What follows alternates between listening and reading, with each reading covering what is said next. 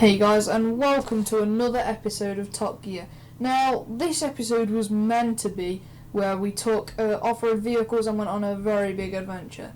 But those files mysteriously disappeared, sadly. So we thought we would actually, for once, make this an actual car show. So we have reviews on our cars, and we thought we needed to make some times to put on our leaderboard. So we've got quite a few times. Okay, so we have actually got a new track because we got some complaints saying that the other track actually only showed how well the car can turn and not how fast and how well it does on straights. So we're going to be on this course from now on. So we're going to start off with the Exemplar, as we thought it's unfair to have that time for the other track. So let's see how it goes around the first corner.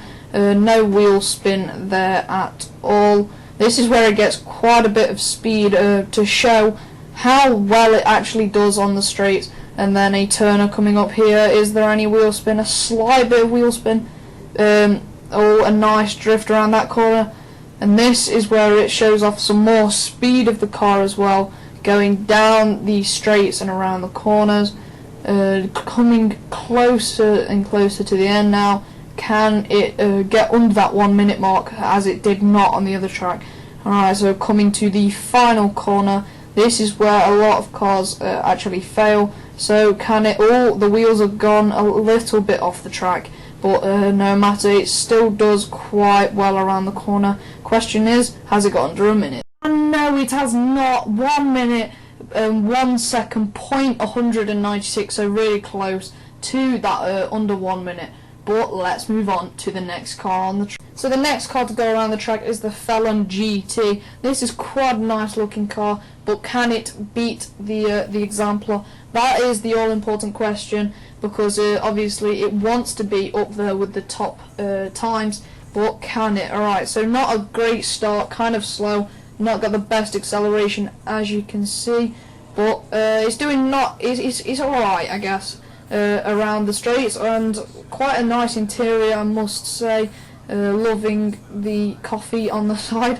Obviously the Stig was a bit thirsty there. Okay, so coming to around a corner, not bad, but it had to sort of brake a bit there, as it would have got wheel spin otherwise. Alright, now onto a second straight. Can it get the under 1 minute mark? Right. Now we're coming to the final corners. The final straight is now, okay, so the one question is, will it spin out on this corner? And coming up to it now, and turn. Nice, but no, that wasn't nice. That would have lost it a couple of seconds. It did not drift fast enough, so I don't think that's beat the Exemplar. And no, it has not. It was quite a far way out of beating that. 1 minute, 5 seconds, and 0.86. That is a bad time, although I guess it would beat quite a few other cars.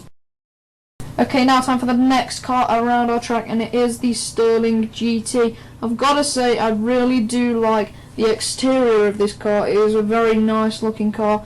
Can it get off the starting line fastly? Yes, it can.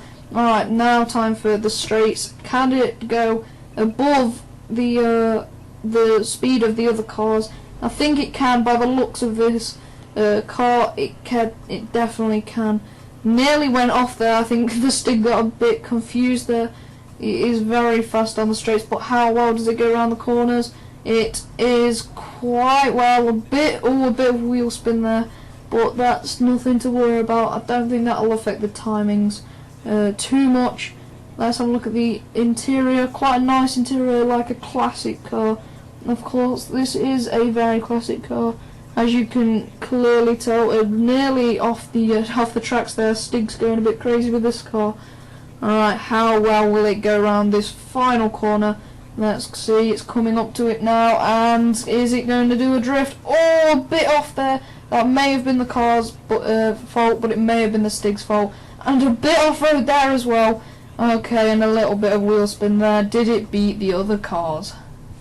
Oh no, it has not. It hasn't even beat the Felon GT. It got a time of 1 minute, 5 seconds, 0.96. That was 1 was 0.1 second behind the Felon GT. That is really surprising. Let's move on to the next car anyway. Okay, so now one of my favourite cars of all time, as you'll know if you saw the first episode of this series, is the 9F Cabrio. So I really like the look of this car, the feel of it, and it has a very fast start off the finish line. I mean the starting line. So, is it good on the streets? Yes, it is. It is very fast.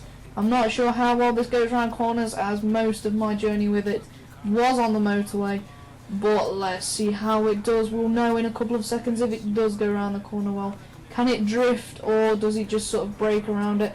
Oh, a bit of wheel spin there. The back of the car does a bit out of control there.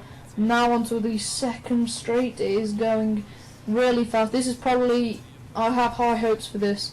It's probably the fastest time. I hope it is, because if this car doesn't get the fastest time, I'm going to be annoyed with it. And I'm going to make the stick go around again. So anyway, now for the final corner. Will it go off like the with the Sterling? Oh, a bit of wheel spin there and off the track. But how well does it do at the finish? Got a bit of off-roading there, and it is across the line.